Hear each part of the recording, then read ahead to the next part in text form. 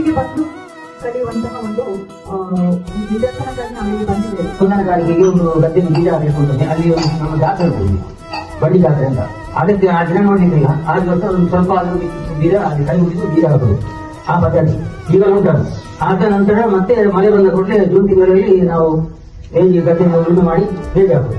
ಆ ನೇಜಿಯನ್ನು ಸಾಧಾರಣ 22 ದಿವಸ ಆಗ್ತದೆ ತೆಗಿಬೇಕಾದ್ರೆ. 22 ದಿವಸದಲ್ಲಿ ಆ ನೇಜಿಯನ್ನು ತೆಗೆದು ಇಲ್ಲಿ ಸ್ಟ್ಯಾಂಡ್ ಇಲ್ಲಿ ಮಳೆ ಬರ್ತದೆ. ಮಳೆ ಬಂದು ಜೂನ್ ತಿಂಗಳಿಗೆ ಮಳೆ ಬರ್ತದೆ. ಮಳೆ ಬಂದ ಕೂಡಲೇ ಅದನ್ನು ಆ ನೇಜಿಯನ್ನು ತೆಗೆದು ಸಂಪ್ರದಾಯ ಪ್ರಕಾರ ಅದು ಉಳುಮೆ ಮಾಡಿಕೊಂಡು, ಈಗ ಮೊದಲು ಕೋಣದಿಂದ ಉಳುಮೆ ಮಾಡ್ತಿದ್ರು, ಕೋಣ ಇತ್ತು, ಈಗ ಅದು ಇಲ್ಲ, ಪಿಲ್ಲರಲ್ಲಿ ಉಳುಮೆ ಮಾಡಿ ಅದನ್ನು ಆ ನಂತರದ ಗದ್ದೆಯಲ್ಲಿ ನೆಡ್ಲಿಕ್ಕೆ ಮಾಡ್ತಾರೆ ಅಂತ ಹೇಳಿದ್ರು.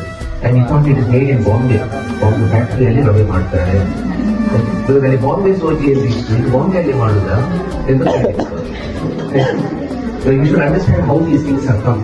ಅದು ಸೋಜಿ ಯಾಕೆ ಮಾಡಿದ್ದಾರೆ ಅಂದ್ರೆ during the second world war the Indian government, the British Indian government ಅಂತ ಅವ್ರು ಏನ್ ಹೇಳಿದ್ರು ಅಂದ್ರೆ ಅವರಿಗೆ ಇದು ರೈಸ್ ವಾಸ್ ಬರ್ಮಾ ಎಲ್ಲ ಬಾಂಬ್ ಎಲ್ಲ ಮಾಡಿದ್ರೆ ಅಲ್ಲಿಂದ ರೈಸ್ ವಾಸ್ ಮಾಡ್ತಾರೆ. ಬಟ್ ಈ ಪಂಜಾಬ್ ರೀತಿಯಲ್ಲಿ ಪಾಕಿಸ್ತಾನದಿಂದ ಬೆಟೆ ಬಿಟ್ ವಾಸ್ ಏನೋ ಫ್ರಾಂಟಿಯರ್ ಪ್ರಾವಿನ್ಸ್ ಅಂತ ಹೇಳ್ತಾ ಇದ್ರು, ನಾರ್ತ್ ವೆಸ್ಟರ್ನ್ ಫ್ರಾಂಟಿಯರ್ ಪ್ರಾವಿನ್ಸ್ ಅಲ್ಲಿಂದ ಬರ್ತಾ ಇದ್ರು.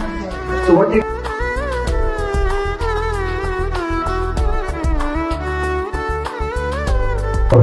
ಯಾಕಂದ್ರೆ ಕೆಸರುಗತ್ತೆ ಹೇಳುದು ಅದು ಸ್ವಲ್ಪ ಮಧ್ಯದಲ್ಲಿ ಉಳ್ಕೊಂಡು ಉಂಟು, ಆದ ಜಾಗದಲ್ಲಿ ಸ್ವಲ್ಪ ಕೆಲಸ ಮಾಡಬಹುದು. ಹೌದು ಸರ್.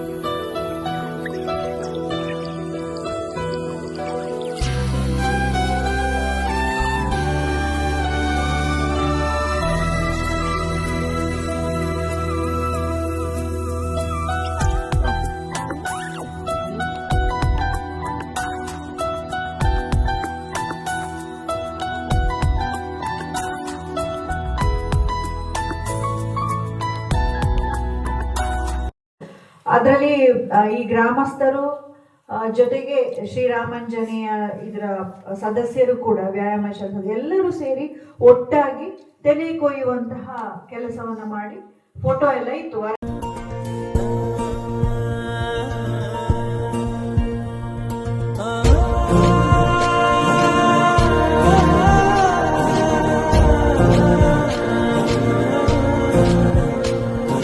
ತೆನೆಗೆ ತೆನೆಯ ಸಿಹಿ ಮುತ್ತು, ಹೊಸ ಗಾಳಿ ಬೀಸುವಾಗ ಬೆವರ ಬೆಲೆ ನಮಗೆ ಗೊತ್ತು, ತೆರೆ ತೂಗಿ ಆಡುವಾಗ ರೈತ ನಮ್ಮ ತಾಯಿಯಂತೆ ಅವನಾಸ್ತಿ ನೇಗಿಲು, ನಮ್ಮ ಸಾಕೋ ಭೂಮಿ ತಾಯಿ ನನ್ನ ನಿನ್ನ ತಾಯ್ಗಳು, ನಮ್ಮ ಸಂತೋಷ ನಮ್ಮ